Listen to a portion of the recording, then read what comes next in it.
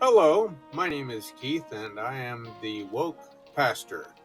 I am here to share my theology and how it informs and forms our lives.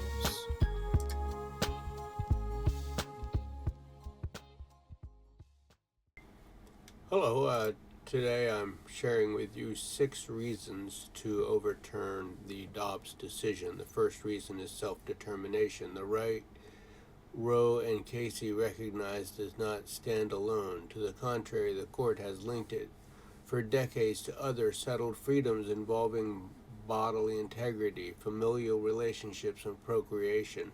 Most obviously, the right to terminate a pregnancy arose straight out of the right to purchase and use contraception. In turn, those rights led more recently to rights of same sex intimacy and marriage. Either the mass of the majority's opinion is hypocrisy or additional constitutional rights are under threat. It is one or the other. The majority decision would allow states to ban abortion from conception onward because it does not think forced abortion at all implicates a woman's rights to equality and freedom. Today's court, that is, does not think there is anything of constitutional significance attached to a woman's control of her body and the path of her life. A state can force her to bring a pregnancy to term, even at the steepest personal and familial costs.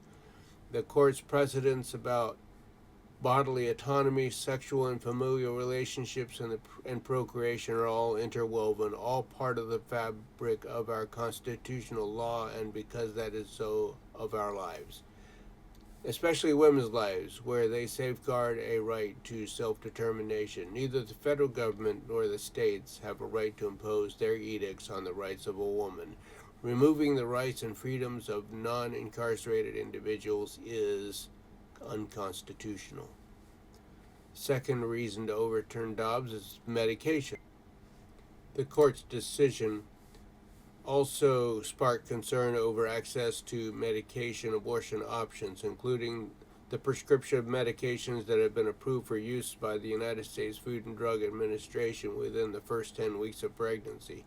Secretary of Health and Human Services Xavier Becerra asserted that after the Dobbs decision, we stand unwavering in our commitment to ensure every American has access to health care and the ability to make decisions about health care, including the right to safe and legal abortion, such as medication abortion that's been approved by the FDA for over 20 years. In April 2023, in Alliance for Hippocratic Medicine versus U.S. Food and Drug Administration in the Northern District of Texas, Judge Matthew Kaczmarek ruled that the government's approval of mifepristone in 2000 was invalid, banning the use of the drug across the United States.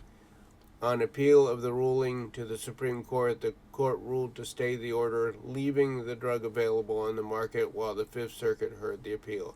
Despite the federal stance, states opposed to abortion were considering laws to ban access to medical abortion, including out-of-state shipments in the U.S., mail, and telemedicine support.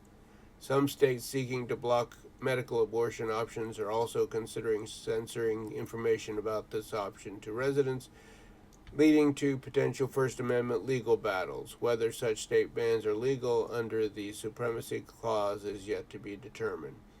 States that support abortion rights expected an influx of requests for abortion. Doctors and prescribers saw increased demand for contraception after both the leak and the ruling, including emergency and long-lasting after the latter. Some national pharmacy chains imposed limits on purchases. Other Americans have been denied refills of medical prescriptions for a form of chemotherapy taken long term for many autoimmune diseases, as it can sometimes function for the use of abortions. Every woman has a right to health care. Denying needed prescriptions removes the right to health care and treatment. The third reason to overturn Dobbs is that in terms of protecting physicians. Several states with pro-abortion stances also passed shield laws to protect doctors who prescribe medical abortion drugs by mail from out-of-state lawsuits targeting this practice. In December 2024, Texas Attorney General Ken Paxton sued a New York doctor who prescribed abortion pills to a Texan woman by mail. Paxton's suit asserts the doctor's action violates Texas abortion laws, but New York is a state with shield laws. The lawsuit is anticipated to challenge the validity of shield laws concerning Dobbs. Doctors throughout the U.S. reported an increase in requests for vasectomies. A Florida doctor said requests have doubled since the ruling, with a prominent and continuous increase since June 24. Many of the men said they had previously considered a vasectomy, but the ruling had been the tipping point. Abortion laws place doctors at legal risk for prescriptions and for completing abortions. The fourth reason to overturn Dobbs is in regards to in vitro fertilization. Dobbs has been implicated in creating new legal issues for in vitro fertilization. In February 24, the Alabama Supreme Court ruled in LePage v. Center for Reproductive Medicine that frozen embryos are considered minor children for purposes of the state's 1872 wrongful death of a minor law, reaffirming a conclusion that the court had first reached in 2011. Several Alabama IVF clinics, fearing they would be held liable for accidental loss of embryos, suspended operations. The ruling created a de facto ban on IVF in Alabama until a new law granting protections to IVF procedures passed a month later. According to Politico, more cases are likely in the future, with the Catholic Church and a growing number of evangelicals believing all IVF is wrong because it separates conception from the sexual act between husband and wife. The new abortion laws place in vitro fertilization procedures at legal risk. The fifth reason to overturn Dobbs has to do with health care. Those aligned with the United States abortion rights movement oppose the decision, including President Joe Biden, who said it's a sad day for the court and for the country. The health and life of women in this nation are now at risk. Former President Barack Obama, who called it an attack on the essential freedoms of millions of Americans. U.S. Attorney General Merrick Garland, who warned states not to forbid women to seek abortions beyond their borders. U.S. Secretary of Health and Human Services Xavier Becerra called the decision unconscionable and said that abortion is an essential part of health care. Senator Elizabeth Warren, who called for increasing number of justices on the court, and many other congressional Democrats. The new abortion laws place the health and lives of women at risk. These laws are an attack on women. And the sixth reason to overturn the Dobbs decision is because the Dobbs decision was a conservative judicial coup.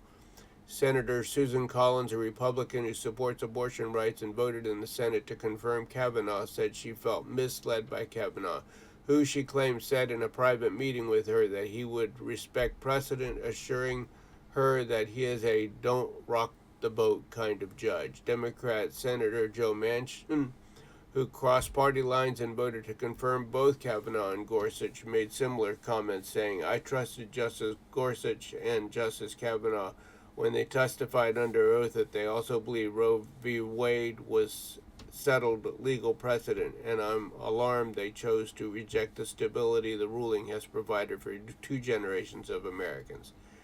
Massachusetts Governor Charlie Baker, Republican, expressed disappointment in the decision and signed an executive order protecting abortion rights in the state. Governors Jay Inslee, Kate Brown, and Gavin Newsom of Washington, Oregon, and California respectively announced a formation of the West Coast Offense, a joint policy to allow and protect abortion rights. Representative Alexandria Ocasio-Cortez called Dobbs and other recent decisions she deemed favorable to conservatives a judicial coup, demanding that President Joe Biden and Congress act to curtail the Supreme Court's power. The Dobbs decision is no more than a conservative political coup to obtain the support of Christian nationalists and the Catholic Church.